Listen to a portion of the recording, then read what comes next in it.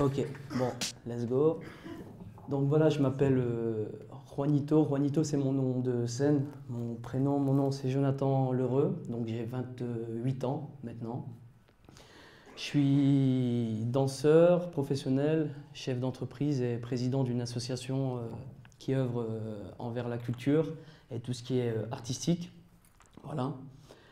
Donc pour faire simple, pour raconter mon histoire, j'ai une maman à la maison qui a 20 ans qui a 20 ans de plus que moi et qui kiffe la funk. Voilà, qui kiffait la funk à l'époque quand j'étais petit et qui mettait de la funk à fond à la maison quand elle faisait le ménage. Moi j'étais tio, j'avais 9-10 ans et j'entendais de la funk, du Shalamar, du Whispers, du Kool and the Gang à fond à la maison. Voilà, donc ça c'est une partie que je ne veux pas omettre avant de vous expliquer la suite. Je découvre dans les années 90 Michael Jackson, comme tout le monde d'ailleurs, et j'ai kiffé aussi sur Michael Jackson, sur ses clips, sur Thriller, sur Scream, voilà. Je suis devenu passionné de comment il dansait, comment il chantait, tout ce qu'il faisait autour de ça. Donc par la suite, en 2000, j'ai 18 ans, 17-18 ans, je veux danser. Il est super tard, mais je veux danser. Je veux apprendre la danse. Et je veux prendre des cours de danse, j'ai envie, donc je ne m'inscris pas. Je fais rien du tout. Je préfère plutôt m'entraîner dehors avec mes potes, Jamel, Didawi, Raphaël, Abdel. Voilà, Grande Sainte. On s'entraîne derrière le bloc, on va dans les espaces jeunes, dans les maisons jeunesse. Et on s'entraîne ensemble, voilà. Rien de formel, mais plutôt du kiff ensemble, voilà. Je voulais goûter à la foule, j'avais envie de danser, de faire des spectacles, donc j'envoie ma petite sœur. Et ouais, j'étais super timide, donc du coup en repérage, je prends la petite sœur, même si elle n'avait pas envie de danser, je la ramène dans le cours de danse, je lui dis elle veut s'inscrire, donc du coup je vais la chercher chaque semaine, pour voir un peu ce que ça donne au niveau des cours de danse et tâter un peu le terrain tout simplement. Voilà. 2003, je commence donc les spectacles, les shows, les concours, plus sous forme collective, voilà, chorégraphique. Donc je découvre un peu le milieu. 2004, je rentre dans une équipe qui s'appelle le 59 Crew et qui est encore mon équipe actuelle. Et voilà, je découvre plein de choses, partage plein de choses. Je découvre aussi le monde du battle. Donc, je m'arrête rapidement. Tout le monde sait qu'est-ce qu'un battle? Qui ne le sait pas? Ok, bon, très simplement, c'est une confrontation entre deux équipes ou deux personnes sur une musique qu'on ne connaît pas. C'est improvisé et on doit essayer de donner le meilleur de nous-mêmes sous l'œil avisé d'un jury qui vote pour vous, qui ne vote pas pour vous, tout simplement. Voilà. Donc, 2006, je pars à Paris sans argent, sans rien du tout. Je l'avoue au passage, je fraude le train. Et je vais à Paris sans logement, sans rien du tout, mais je veux juste participer avec un ami de Grande Sainte qui s'appelle Didawi, à un battle qui est organisé par la chaîne Trace TV, ben juste pour me montrer et faire valoir un peu le territoire, Grande Sainte, Dunkerque, d'où je viens, le Nord. Voilà, montrer qu'on existe. Et donc on fait le battle, ça se passe super bien, on partage. Et donc du coup, pas d'endroit où dormir, rien du tout. Donc on est un peu en galère sur Paris, porte de Montreuil, on passe des coups de fil un peu dans tout Paris et il n'y a personne qui est là pour nous accueillir. Donc on a passé une bonne moitié de la nuit dehors, juste qu'une personne puisse nous héberger et on a dormi à même le sol chez elle. Voilà.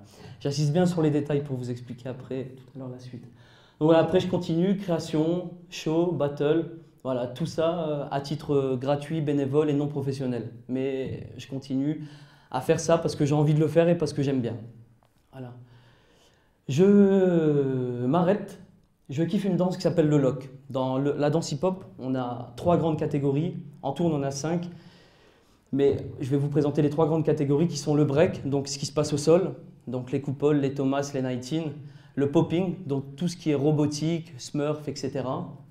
Et le locking, qui est une danse à la James Brown, c'est une danse acrobatique qui se danse sur de la funk, d'où le lien avec la maman. Voilà. J'avais entendu cette musique et j'ai trouvé que c'était cette danse qui se dansait sur cette musique. Voilà.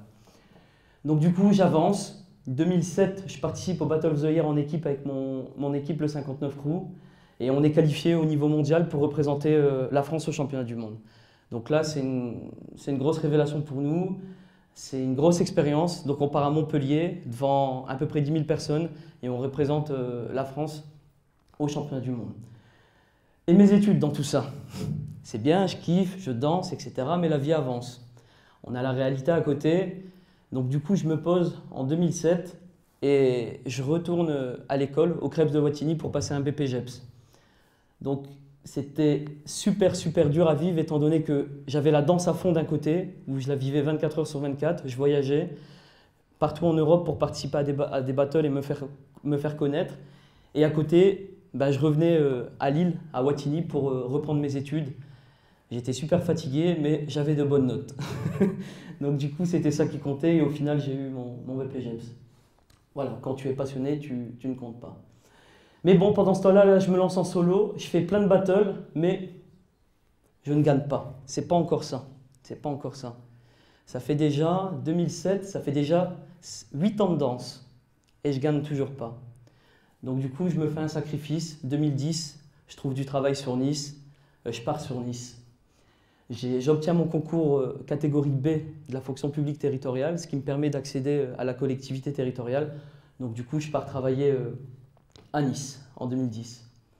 Voilà. Donc là, je m'aperçois que je suis tout seul, que je connais personne. Je suis plus à Grande-Synthe, je suis plus à Dunkerque, je suis plus nulle part. Je suis tout seul à Nice. Voilà, Juanito, tout seul à Nice.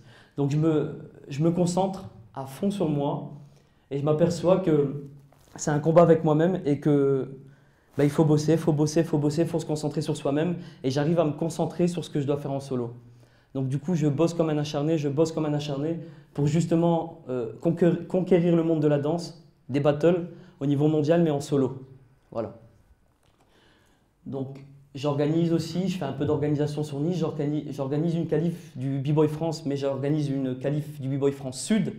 Donc je fais gagner la personne du Sud qui ira représenter le Sud à Grande-Synthe pour le B-Boy France au niveau national.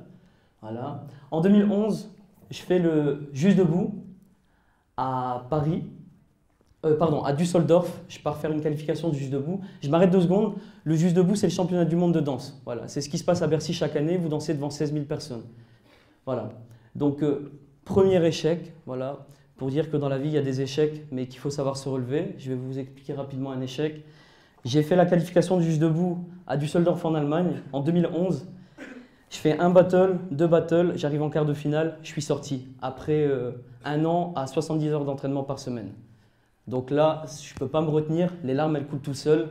Je sors de l'événement, je marche dans les rues de Düsseldorf en Allemagne. Vous ne pouvez pas maîtriser ça, c'est les nerfs, c'est tout le travail qui tombe.